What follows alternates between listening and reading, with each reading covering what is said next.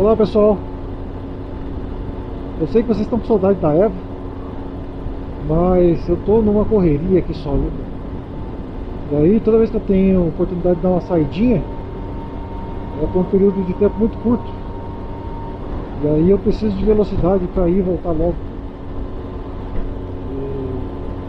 E a Eva não está me proporcionando isso, então eu estou usando ela mais na cidade, mas eu vou fazer um passeio com ela em breve e ela vai voltar pro canal.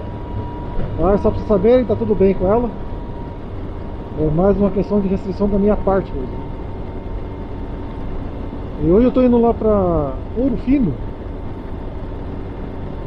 conhecer um lugar novo. Novo pra mim, né? Porque já existe esse lugar há algum tempo. Só que toda vez que eu vou para Ouro Fino, eu sempre vou no Ouro Mel, né? Sou viciado nesse lugar aí. Eu acho um cantinho muito gostoso, né? Muito bonito, os seus lagos ali, né? Muitos pássaros, né? É sossegado, né? Mas tem um outro ali que chama Caminho de Minas, que fica em frente à estátua famosa lá do Menino da Porteira. Então eu vou contrariar aqui a minha tendência de ir para o Ouromel. Eu vou conhecer esse lugar aí. O pessoal está indo para lá também. Enquanto a gente chega lá, eu queria falar com vocês sobre as vantagens e desvantagens de motos usadas e motos novas, né? Se vale a pena ter uma moto mais antiga ou se é melhor você comprar uma moto zero, né? O que você ganha com uma, o que você perde, né? E a decisão não é tão simples assim, né? Então depende de vários fatores, né? Tem um fator emocional, tem um fator aí econômico, né? Tem um fator que é a experiência das pessoas, né? Isso também tem que ser levado em consideração. Então eu vou falar um pouquinho aí das coisas que aconteceram comigo, né? Tem um caos aí interessante que mostra também assim essa questão da experiência pessoal, né? Muito bem, né? Então em termos de moto, eu nunca comprei moto usada, certo? Todas as motos que eu tive foram compradas 0 km. E basicamente isso se deve ao fato de eu não confiar muito nas pessoas, né, na forma como eles tomam conta das suas motos, né? Eu moro no sul de Minas Gerais, né, aqui é um mercado bastante restritivo para esse tipo de veículo. Não é fácil você encontrar motos daquela que você quer, naquele modelo específico do ano que você quer. Uma realidade bem diferente que mora em capitais, né? São Paulo, Belo Horizonte, Rio, até mesmo cidades grandes como Campinas, São José dos Campos. Obviamente que eu poderia ir comprar em São Paulo, poderia ir comprar em Campinas, né? Mas não é fácil, né? Eu tenho que dedicar um dia para ir para lá e veículo usado, né? Você precisa ter atenção, né, com os detalhes, né? Você precisa olhar para uma série de coisas. Então, assim, como eu tenho essa falta de tempo, essa falta de oportunidades, eu sempre achei melhor comprar veículos novos, né? Motos, né, especificamente falando. E aí a vantagem que você tem primeiro é essa, né? Você vai lá na concessionária num sábado, olha a moto que você quer, faz um test drive, gostou da moto, né? Fecha lá a negociação. Na segunda-feira seguinte você faz o pagamento, assina os papéis, né? Faz o financiamento se for o caso, e dali um outro sábado você vai lá buscar. Então assim, o processo de compra é muito mais conveniente para quem tem pouco tempo, para quem não consegue sair da rotina e para quem não mora em cidade grande, né? É uma dor de cabeça mesmo, né? Se eu fosse fazer isso com uma moto usada, o que eu teria que fazer, né? Encontrar a moto em primeiro lugar, né? Nas condições assim que eu acho adequadas, né? Em termos de ano, modelo, quilometragem. Aí você dá uma olhada geral nas condições da moto, faz as perguntas para o vendedor, e aí você vai ver a moto, né? Então, tentei fazer isso uma vez, quando eu estava comprando uma moto um pouco maior do que a que eu tinha, né? minha ideia era comprar uma Tornado, né? E fiz isso, né? Fui até a cidade vizinha minha aqui, que era Itajubá. E cara, quando fui ler a moto, não tinha nada a ver com aquelas fotos que eu tinha visto, né? A moto estava bem judiada, não no aspecto assim de estética, né? Você via assim que a fiação estava mexida, né? O chicote tinha sido cortado, um monte de gambiarra debaixo do banco, os fios passando tudo pro lugar errado. E aí, quando você pega uma moto, mesmo que ela esteja bem cuidada, né? Você não sabe o que o cara fez com ela antes, né? Como que se ele fez uma manutenção adequada ou não. Muitas vezes os caras fazem só uma ou duas revisões da concessionária. Isso acontece muito aqui no sul de Minas, né? Faz uma ou duas revisões da concessionária e as outras deixa de fazer, entendeu? Aí no carimbo manual, você não tem ideia se foi feita a manutenção de acordo com a programação ou não. Você não sabe dos insumos que o cara usou, se estava usando o óleo certo, se estava usando peça certa, né? Então, cara, é bastante complicado, cara. Bastante complicado.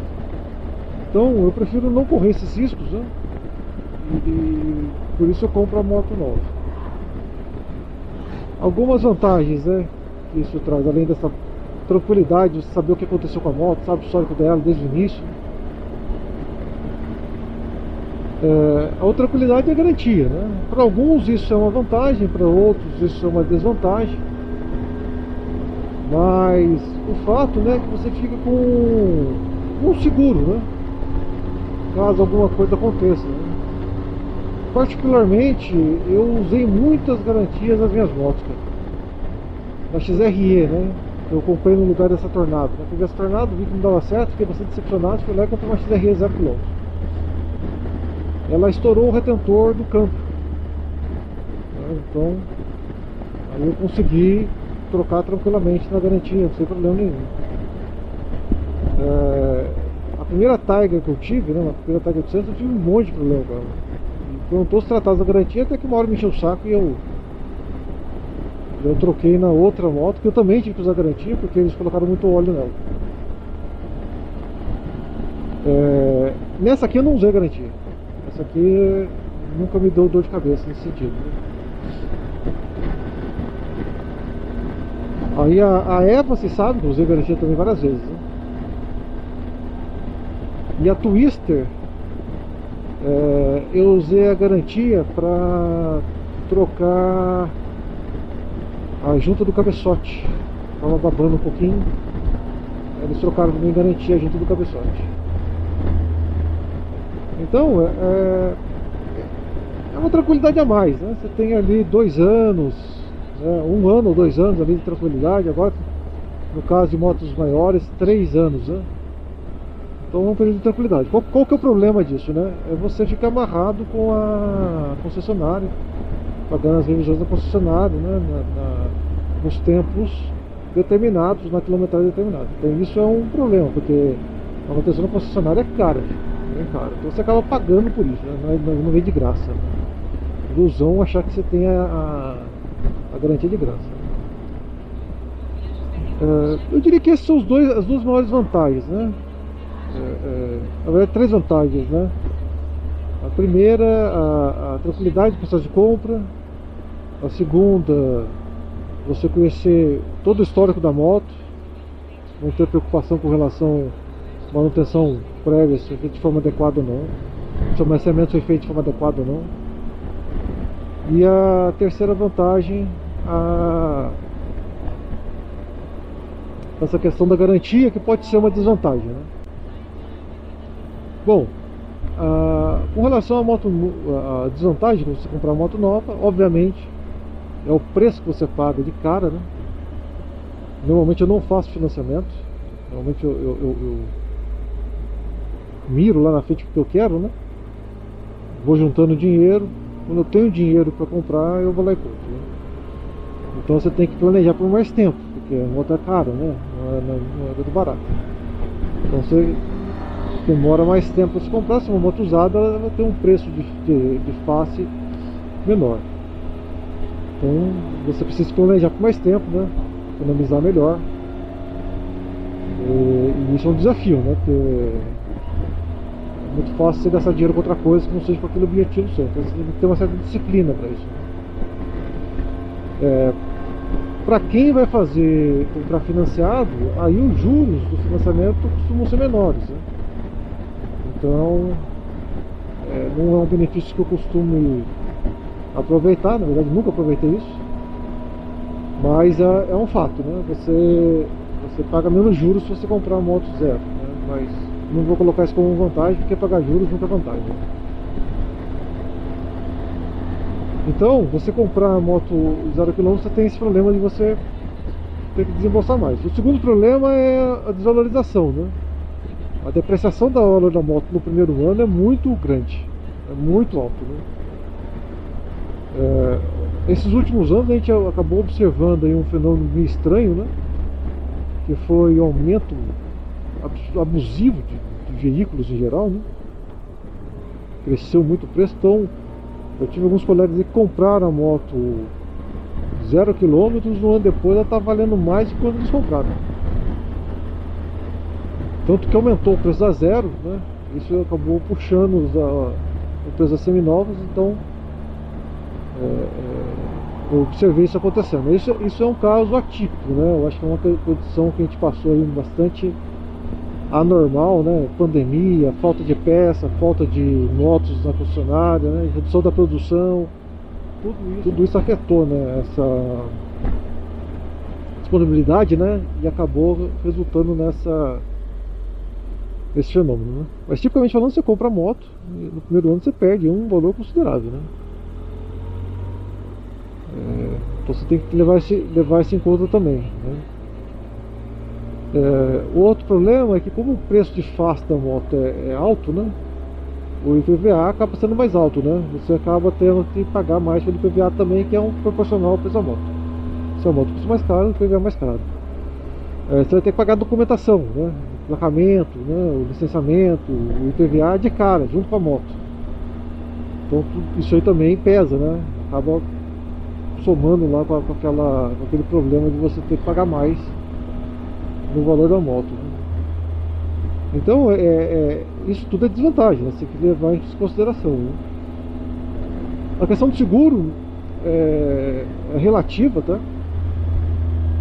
Já teve caso aí de eu trocar de moto e receber dinheiro do seguro. Então eu tinha uma moto, troquei por outra, transferi o seguro. Ao invés de pagar mais, eu recebi dinheiro do seguro. Então acontece umas coisas estranhas. Então no seguro não tem uma regra clara disso, né? Já teve caso de eu pagar um endosso, né? E teve caso de eu receber. Então isso depende muito da situação da moto, do índice de roubo, o índice de sinistralidade, né? Índice de reparabilidade, né? Então tem uma série de fatores aí que entram nessa questão. Mas essas são as desvantagens, né? Da moto usada, né? Eu acho que a grande vantagem dela é o preço, né? Você poder negociar, né, normalmente com o vendedor, né? E conseguir assim um valor melhor, né? Às vezes o cara precisa vender rápido, né? Então você tem ali uma situação onde você pode ter uma margem maior de negociação, né? A tabela FIP, né?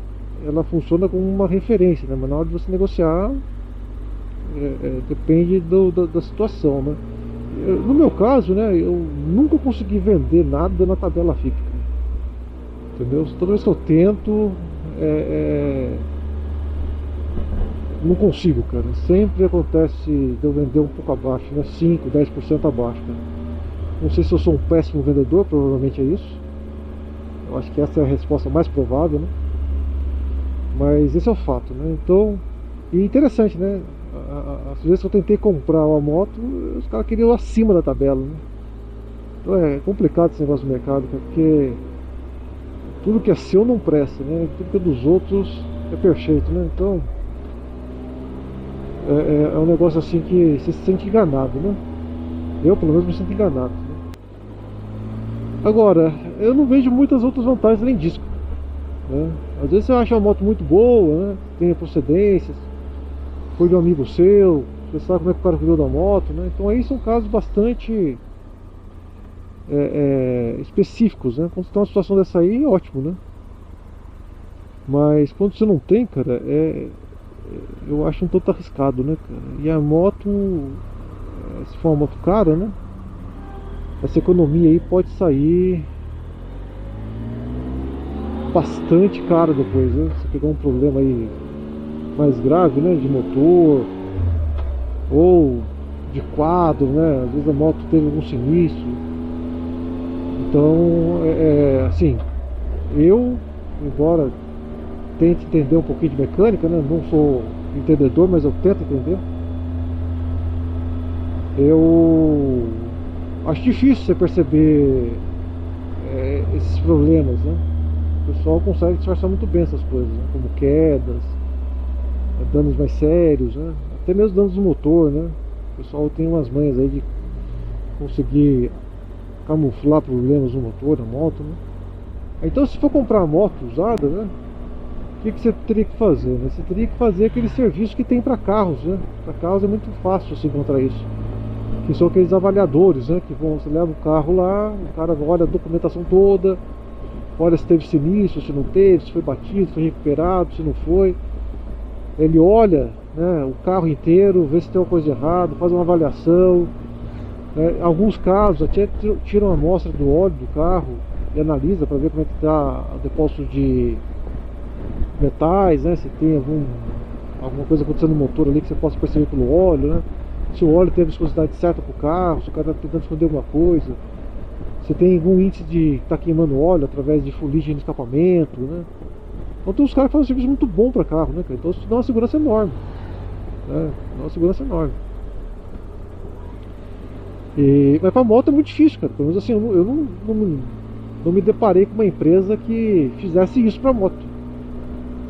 Então é complicado, cara, né? Bem complicado. Se tivesse alguma coisa desse tipo, ou se alguém conhecer alguma empresa que faça isso, avisa aí nos comentários, né? Porque a informação fica mais disseminada, né? Eu, por exemplo, não conheço. Eu conheço para carro, mas não conheço para moto. E isso até, né, vem de encontro com aquela situação que eu te falei, né? A experiência das pessoas, né? E eu tive uma experiência muito ruim com isso, que foi a compra do meu carro atual. Certo? Foi ali que eu decidi que eu não vou comprar mais nada usado, né? Carro, como você tem serviço, eu ainda arriscava, né? Então, né, eu queria comprar um carro 4x4, porque eu estava pensando em ir de moto para Atacama, e a Adriana falou que não ia de moto comigo, que ela iria se fosse de carro. Então eu pensei em comprar um carro 4x4, porque daí ela podia seguir, né? E aí se eu fosse me aventurar em alguma estrada de terra, ela podia vir atrás, né? Serviria de carro de apoio. E também queria um carro a diesel para tentar dar uma economizada, né? Então, com isso que eu cheguei no Corando, né? Fui pesquisando e tal, e cheguei nesse carro, né? Meio diferentão. Aí eu achei uma oferta na internet, né? Numa loja em São Paulo, chamada Auto Import. Fica lá no Butantã, perto da USP. E beleza, achei o carro na internet, fui lá ver, vi o carro na primeira vez, né? Realmente estava em uma condição muito boa, assim, em termos de aparência, né? O carro estava com 20 mil quilômetros rodados. Não achei nada de errado com ele, eu li o motor e tal, né? Mas assim, como eu não entendo muito dessas coisas, né? Aí eu contratei uma empresa que fazia isso, né? Fazia essas vistorias. Aí eu levei lá, levantaram a documentação do carro, levantaram toda a parte mecânica, né? Aí o cara me chamou lá, me deu o laudo, falou assim: olha, o carro sim, mecanicamente está perfeito, não tem nada de errado com a parte elétrica, não tem nada errado na parte mecânica, está tudo certinho. O carro realmente tá novo. Agora, ele está com uma monte de multa não paga. Eu tinha lá 4 multas não pagas e o licenciamento não estava pago, né? Eu comprei o carro em fevereiro. Aí eu fui na loja, né? Levei o carro de volta lá pra ele. Pessoal, o carro tá tudo certo, só tem essas multas, né? Aí eu combinei com o cara de fazer o seguinte, né? Eu pegava o valor do carro, que era o valor de tabela na época, e ia bater essas dívidas todas que tinha, e eu mesmo iria pagar, né? E ia bater isso do carro. Aí o cara concordou. Aí beleza, comprei o carro, né? Dei um sinal, 50%, já abatendo esses valores, né? E 50% no dia que ele falasse pra mim que estava pronto para o carro ser retirado. Aí o cara falou pra mim isso numa quarta-feira, que o carro já podia ser retirado, então eu poderia pagar o restante. Aí ele mandou uma foto pra mim do recibo do carro em branco, né? Recibo de compra e venda. Me mandou o contrato, né? Eu assinei o contrato, mandei pro cara, paguei o carro. Ele falou que eu podia pegar o carro na sexta-feira, que ele me avisava. Aí deu sexta-feira nada. Aí na segunda-feira eu liguei pra ele. Eu disse, não consegui ir lá no despachante e tal, né? Tô muito cheio aqui. Aí na próxima sexta você pode ir buscar, né? Eu me programei pra ir no sábado, na verdade, né? Aí chegou na sexta, liguei pro cara e falou que não tava pronto o documento ainda. Eu disse, opa, acendeu a luz amarela, né? Falou que estaria pronto na segunda. Aí na segunda nada, terça nada, quarta nada.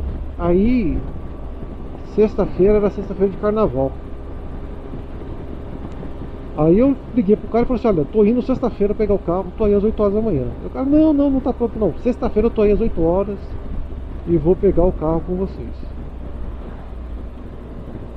E fui pra lá, cara, com uma mochila. Eu peguei eu, Adriana, coloquei na mochila comida pra 3, 4 dias, que era carnaval depois, né? Levei um par de roupa e tal, com o objetivo de acampar na loja. Acampar na loja. E cheguei lá, 8h30 da manhã, o cara abriu a loja, já estava lá na porta. E eu e Adriano entramos lá dentro, não, vim buscar meu carro, cadê o documento e tal? Não, o documento tá pronto ainda, tal, não sei o que mais. Não, beleza, tô aqui esperando então, só saio daqui com o documento do carro. Aí eu disse, não, mas o carro você pode levar, o documento tá tudo certo, você pagou o licenciamento, né, tal. Então você pode levar o carro, né? A gente manda o documento depois, se não, de jeito nenhum. Só sai daqui com o documento do carro, no nome da minha esposa. E aí fiquei lá, acampado lá. E os caras diziam assim, não, pega o carro, vai lá no shopping, almoça no shopping, se não sai daqui. Aí assim, e os caras tentando me convencer disso. Eu disse, não, tem um lugar legal aqui, que você não vai lá tomar um café e tal. Pouca impressão que eu tava tendo, que eles estavam querendo me tirar da loja pra fechar a loja correndo. Entendeu? Se livrar de mim lá dentro. E eu não arredei o pé. Como eu tinha comida, tinha água, né? Fiquei lá com a Adriana, cara, o dia inteirinho. O dia inteirinho. Resumindo a história, cara, os caras chegaram lá às 9 horas da noite, sexta-feira de carnaval, 9 horas da noite. Chegou um motoboy lá com o documento do carro mandando Adriana, entendeu? Ou seja, se eu não tivesse feito isso, eu ia ter dançado, cara. Eu ia ter tido uma dor de cabeça do cão, cara. E detalhe, ao longo do dia, eu fiquei lá dentro do escritório, né? Apareceu, cara, no mínimo, umas 15 pessoas atrás de documento de carro lá. Entendeu? Atrás do documento do carro. Ou seja, o que esses caras fazem, cara? Os caras pegam o carro lá em consignação de vendedores, né? Pessoas que querem vender o carro, deixa o carro lá, consignado, né? O cara vende o carro, cara, e não paga o dono. Não paga o dono. Aí o dono não assina o recibo. Entendeu? O dono não assina o recibo. E aí você fica sem documento, cara. E aí você fica nessa aí, cara. Você paga pra loja, a loja não paga pro dono. E você fica ali, cara, nessa pendência, cara. Então, cara, é complicadíssimo isso, cara. E se eu não ficasse acampado lá, cara, o dono não ia receber a grana dele, né? Eu ia receber o carro sem o documento.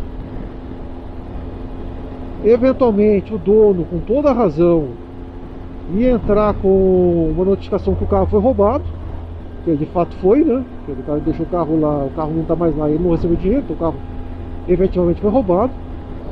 E embora eu tivesse ali o contrato de compra e venda, os comprovantes de pagamento do veículo, né? e tudo certinho, ou seja, eu fiz a minha parte, não roubei o carro, né?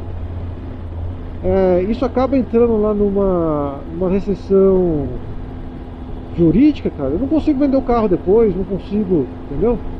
Entra aí no engodo, cara, no enrosco do cão. E pra você se livrar disso aí, cara, são anos, cara. Isso é se você se livrar, entendeu? Aí fica você de vítima tendo pago pelo veículo, um vendedor que não tem um carro, não tem dinheiro, e esses caras da loja, cara, continuam existindo, cara. Entendeu? Continuam existindo. Aí você vai ver depois, né, cara? Aí, aquele negócio, né, cara? Você cai no ponto lá da aparência, né? Essa loja específica, chamada Auto Import, é uma loja, cara, que, cara, os carros que eles vendem lá são impressionantes, cara. Quando eu cheguei na loja, eu não acreditei, cara. O que tinha lá de Ferrari, Porsche, Jaguar, tudo carro desse porte, cara. E tinha esse corando lá no fundo, escondido, né? Pra não fazer vergonha na frente dos outros carros. Mas só carro assim de altíssimo nível, cara.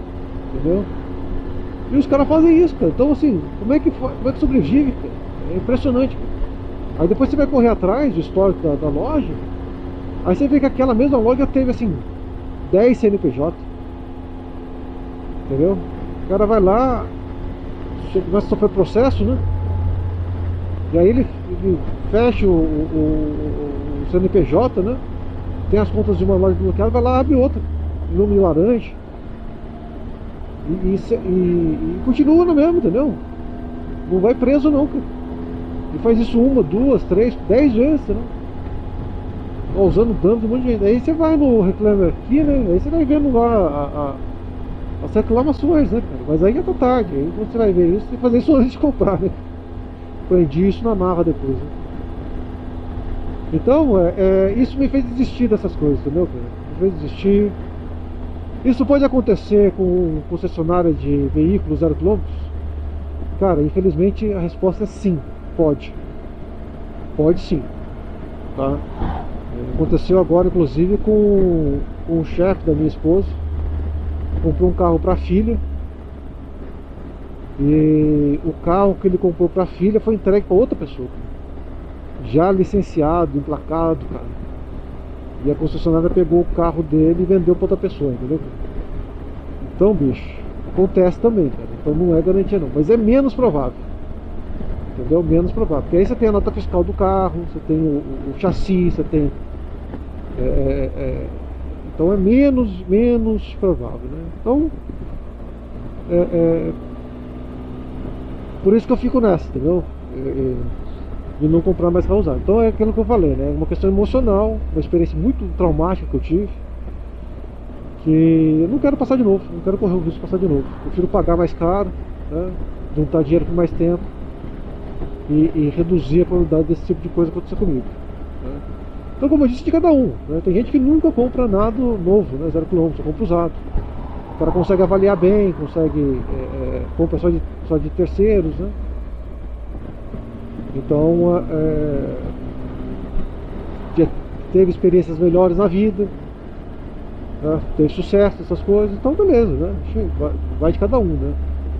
Eu não quero passar por essas coisas de novo, né? Então é isso, né? Então, pessoal, esses eram os comentários que eu queria fazer com vocês, né, sobre esse assunto, né? Espero que eu tenha colaborado de alguma forma aí para quem está pensando, colocando na balança, né, comprar moto zero, comprar moto usada, né? É mais um relato da minha experiência, né? Não sei se isso tem muito valor, talvez aí só como entretenimento, mas é isso, né? Bom, vou terminar de chegar, vou chegar lá em Ouro Fino e depois eu falo pra vocês o que eu achei desse cafezinho novo aí que eu vou conhecer lá, tá bom? Abraço, pessoal, e até mais.